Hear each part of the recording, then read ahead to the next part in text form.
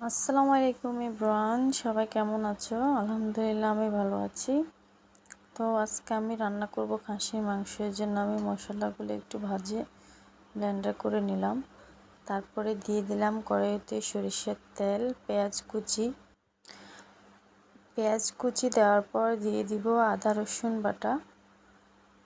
রসুন বাটা দিয়ে ভালোভাবে নেড়ে আদা রসুন বাটাগুলো তেলের সাথে ভেজে নেব।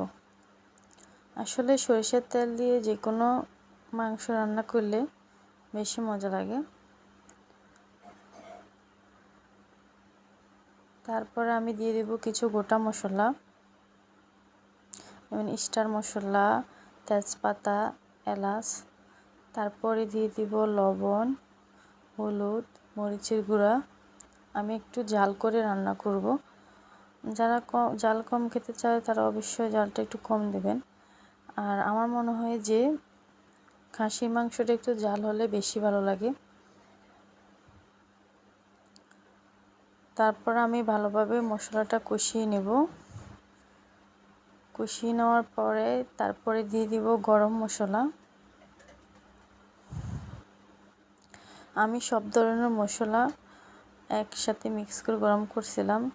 তো আমি জায়ফলটা তখন দিই নাই, জায়ফলটা আমি পরে ফাটাই বেটে দিয়েছিলাম। তারপরে দিয়ে দিব খাসি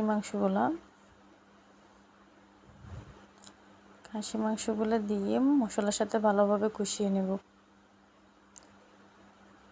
খাসি মাংসগুলো অনেক সুন্দর ছিল,